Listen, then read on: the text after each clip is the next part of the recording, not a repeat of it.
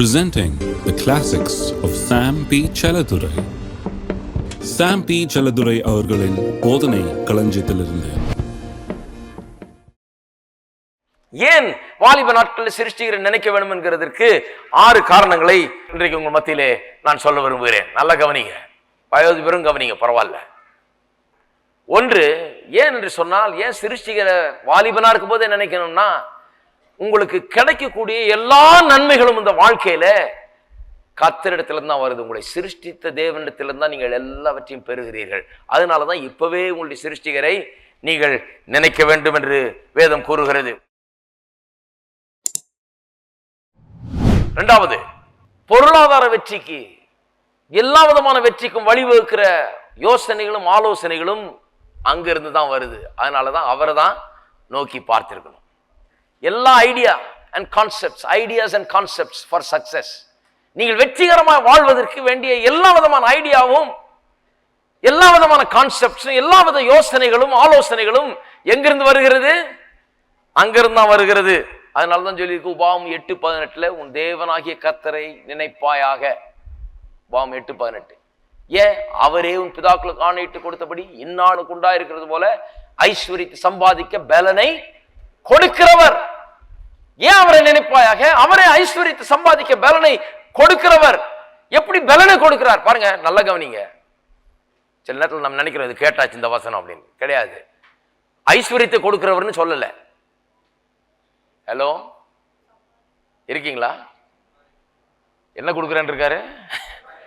ஐஸ்வரியத்தை சம்பாதிக்க இல்லைங்க, கேஷா கொடுத்துட்டா பரவாயில்லங்க, அது அப்படி சொல்லி இல்லைங்க வேதத்துல. இல்ல ஒரு டிடியா தான் சொல்லிட்டா பரவாயில்லையே, டிடியும் கிடைக்காது, கேஷும் கிடைக்காது. அதனாலதான் கர்த்தரை கவனிக்கணும். கர்த்தர் என்ன தர்றாராம்? ஐஸ்வரியத்தை நீங்கள் போய் சம்பாதித்து பெறுவதற்கு வேண்டிய பலனை தருகிறார். அப்பனா என்ன அர்த்தம்? அதுக்கு வேண்டிய ஐடியாவை தர்றாரு, அதுக்கு ஒரு கான்செப்டை தர்றாரு, உங்களுக்கு ஒரு கிரியேட்டிவிட்டியை தர்றாரு, உள்ளத்துல எந்த மனுஷனுக்கு இல்லாத ஒரு ஐடியாவை தர்றாரு, யோசனையை தர்றாரு, ஒரு வெற்றிக்கான ஒரு வழியை வகுத்து விடுறாரு, வழிகாட்டுகிறார். திடீர்னு என்னமோ யோசித்து இருக்கீங்கன்னு நினைப்பீங்க, திடீர்னு பார்த்தா அதுதான் உங்களுடைய வாழ்க்கையை திருப்பு முனையாக அது அமைந்து விடும். இப்படி பல கதைகளை நான் கேட்டிருக்கிறேன், பல சம்பவங்களை உங்களுக்கு எடுத்து சொல்ல முடியும். வாழ்க்கையின் பெரிய பெரிய வெற்றியை கண்டவர்கள், இன்னைக்கு பெரிய பெரிய கம்பெனி வைத்திருக்கிறவர்கள், அந்த ப்ராடக்ட் இந்த ப்ராடக்ட் செய்யறவங்கலாம் பார்த்தீங்கன்னா ஏதோ ஒன்று அந்த நேரத்துக்கு என்னமோ ஒன்று பட்டுதுங்க, நான் செஞ்சேங்க, இப்படி ஆயிடுச்சுங்கன்னுவாங்க. அதுதான் ஐடியா கர்த்தரிடத்திலிருந்து வருகிறது. கர்த்தரிடத்திலிருந்து வருகிற ஒரு கான்செப்ட், ஒரு ஐடியா, ஒரு யோசனை, இது கர்த்தர் கொடுத்து கொண்டே இருக்கிறார். கர்த்தர் யோசனைகள்ல பஞ்சமே கிடையாது. நமக்கு யோசனையில பஞ்சமே இருக்கக்கூடாது. கர்த்தரை நாம் அறிந்து கொள்ளும் போது, அவரோட கனெக்டடா இருக்கும் போது, அவரை நாம் புரிந்து கொண்டு தெரிந்து கொண்டு வரும்போது யோசனைகளுக்கு ஐடியாவுக்கு பஞ்சமே இருக்காது. அப்ப கர்த்தரை நினைப்பாயாகனா, தேவனாகிய கர்த்தரை நினைப்பாயாகனா ஏன் நினைக்கிறோம்? அவர் தான் எனக்கு ஐடியா தரணும், அவர் தான் எனக்கு ஐஸ்வரியத்தை சம்பாதிக்க என்ன தரணும்?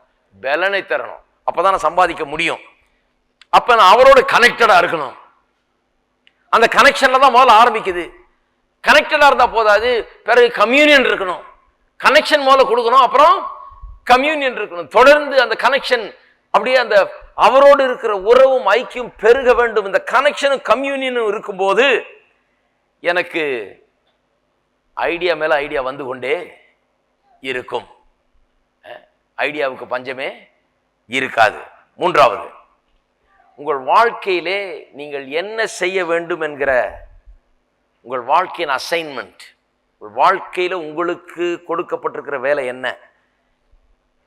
நீங்கள் என்ன வேலை செய்து முடிக்க வேண்டும்?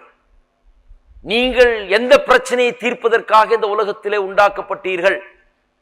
எந்த தேவையை சந்திக்கிறதுக்காக கர்த்தர் உங்களை உண்டாக்கிறார்? நான் சொல்றேன், ஒவ்வொரு மனுஷனும் இந்த உலகத்துல ஒரு தேவையை சந்திக்கிறதுக்காக உண்டாக்கி, ஒரு மனுஷனா வெத்தா உண்டாக்கலாம் ஆண்டவர். சும்மா கடை நீங்க இவங்கெல்லாம் ஏதாச்சும் செய்யிட்டு நீ சும்மா அப்படி வாழ்ந்து இப்படி சாப்பிட்டுருன்னு சொல்லல கர்த்தர். ஒவ்வொரு மனுஷனையும் ஏதோ ஒன்றை செய்யும்படியாக அழைத்திருக்கிறார். ஏதோ ஒரு தேவையை பூர்த்தி செய்யும்படியாக ஒவ்வொரு மனுஷனையும் தேவன் அழைத்திருக்கிறார். அந்த assignment, the assignment for your life comes from God. It's decided by God. நீங்கள் என்ன செய்ய வேண்டும் உங்களுடைய வாழ்க்கையில, நீங்கள் எதற்காக தெரிந்து கொள்ளப்பட்டிருக்கிறீர்கள், எதற்காக அழைக்கப்பட்டிருக்கிறீர்கள், வாழ்க்கையின் உங்களுடைய நோக்கம் என்ன, எதற்காக நீங்கள் உண்டாக்கப்பட்டிருக்கிறீர்கள் என்பது யார் முடிவு செய்வது? ஹலோ, கர்த்தர் முடிவு செய்கிறார். நீங்க எதற்காக உண்டாக்கப்பட்டிருக்கிறீர்கள் என்பதை கர்த்தர் முடிவு செய்கிறார். அதனால தான் கர்த்தரை முதல்ல அறிஞ்சிக்கணும். இல்லைன்னா நான் எதுக்காக இருக்கிறேன்னு எனக்கே புரியாது. அதை செய்வேன், இதை செய்வேன், அதை அங்கே அலைஞ்சு இங்கே அலைஞ்சு இங்கே சுற்றி அங்கே சுற்றி அவரை கேட்டு இவரை கேட்டு ஒன்றும் பிரயோஜனம் கிடையாது. கர்த்தர் எனக்கு தெரிஞ்சாதான். ஏன்னா அவர் தான் எனக்கு அசைன்மெண்ட் கொடுக்கிறவர். அவர் தான் சிருஷ்டி கர்த்தா.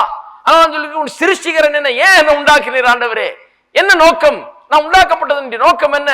என்னுடைய வாழ்க்கையின் நோக்கம் என்ன? லட்சியம் என்னவா இருக்க வேண்டும்? எதற்காக நான் வாழ வேண்டும் என்று அவர் தான் டிசைட் பண்ணுகிறவர். ஆகவே தான் நான் அவரை அறிந்து கொள்ள வேண்டும். திருப்புவோம் எரேமியா 1ஆம் அதிகாரத்துக்கு திருப்புவோம். கர்த்தருடைய வார்த்தை எரேமியாவுக்கு உண்டாகிறது. 4ஆம் வசனத்தில் சொல்லப்பட்டிருக்கு, கர்த்தருடைய வார்த்தை எனக்கு உண்டாகி. எரேமியா தீர்க்கதரிசி கர்த்தருடைய வார்த்தை உண்டாகிறது. சொல்றாராம் கர்த்தர், நான் உன்னை தாயின் வயிற்றில் உருவாக்கும் முன்னே உன்னை அறிந்தேன். நல்லா கவனிங்க, உருவாக்கும் முன்னே அறிந்தேன். உன்னை நான் உருவாக்குறேன் தாயின் வயிற்றுல, நான் தான் உருவாக்குனேன். ஆனா உருவாக்குறதுக்கு முன்னாலே உன்னை அறிந்தேன். அப்படின்னா ஏதோ ஒரு நோக்கத்தோட தான் உன்னை உருவாக்குனேன். உருவாக்கும் முன்னாலே, உருவாகும் முன்னாலேன்னு சொல்ல, உருவாக்கும் முன்னாலே, உருவாக்கும் முன்னே அப்படின்னு சொன்னா உன்னை உண்டாக்குறதுக்கு முன்பதாக உன்னை நான் அறிந்தேன். அப்படின்னா ஒரு பிளானை வச்சுக்கிட்டு தான் உன்னை உண்டாக்குனேன். Plan came first, you came next. You came for the plan.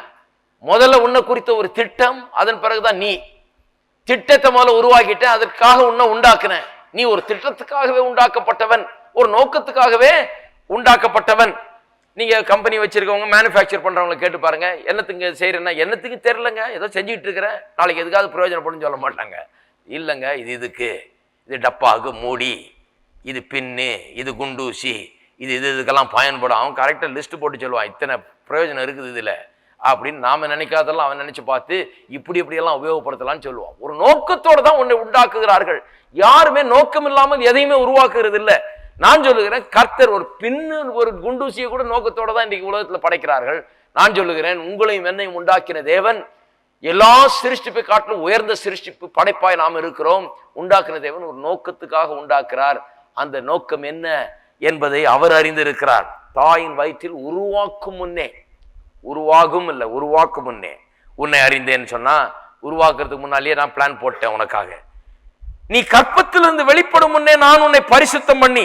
பரிசுத்தம் பண்ணினா நீங்க நினைக்க கூடாது இன்னைக்கு சிலர் சொல்ற பரிசுத்தம் மாதிரி, அப்படி இல்லை. பரிசுத்தம் பண்ணினா பிரித்தெடுத்துன்னு அர்த்தம்.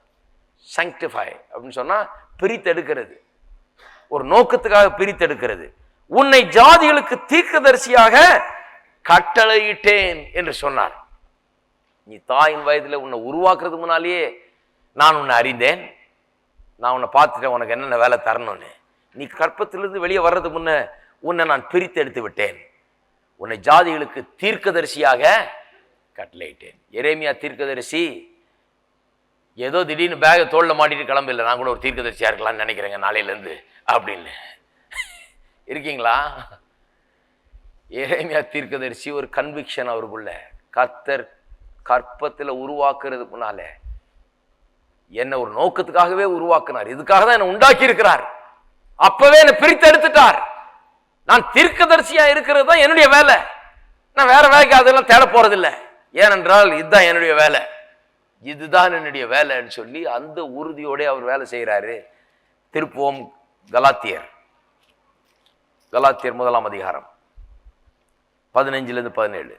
அப்படி இருந்தும் நான் என் தாயின் வயிற்றில் இருந்தது முதல் என்னை பிரித்தெடுத்து தம்முடைய கிருபையினால் அழைத்த தேவன் தம்முடைய குமாரனை நான் புறஜாதிகளிடத்தில் சுவிசேஷமாக அறிவிக்கும் பொருட்டாக அவரை எனக்குள் வெளிப்படுத்த பிரியமாயிருந்த போது உடனே நான் மாம்சத்தோடும் இரத்தத்தோடும் யோசனை பண்ணாமல், எப்படி சொல்றாரு பாருங்க, என் தாயின் வயிற்றில் இருந்தது முதல் என்னை பிரித்தெடுத்து தம்முடைய கிருபையினால் அழைத்த தேவன். இங்கே அப்போஸ்தலனாகிய பவுலை பற்றி வாசிக்கிறோம். சொல்றாரு, அழைப்புங்கிறது எப்போல இருந்து இருக்குது? என் தாயின் வயிற்றில் இருக்கும்போதே கர்த்தர் என்னை அழைத்து விட்டார்.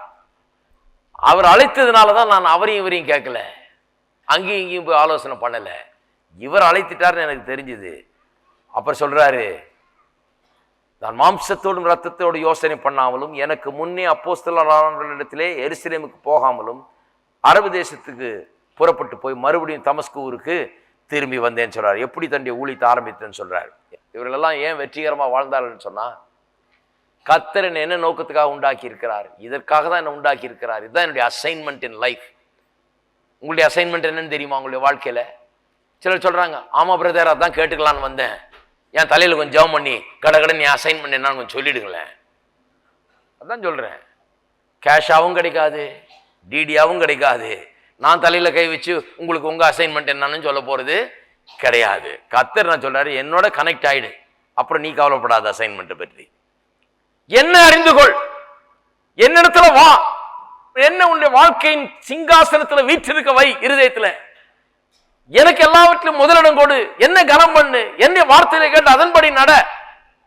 உங்களுடைய வாழ்க்கையின் அசைன்மெண்ட் என்ன, உங்களுடைய வேலை என்ன, எதற்காக உண்டாக்கப்பட்டீர்கள் என்பதை எப்படி தெரிந்து கொள்வீங்க?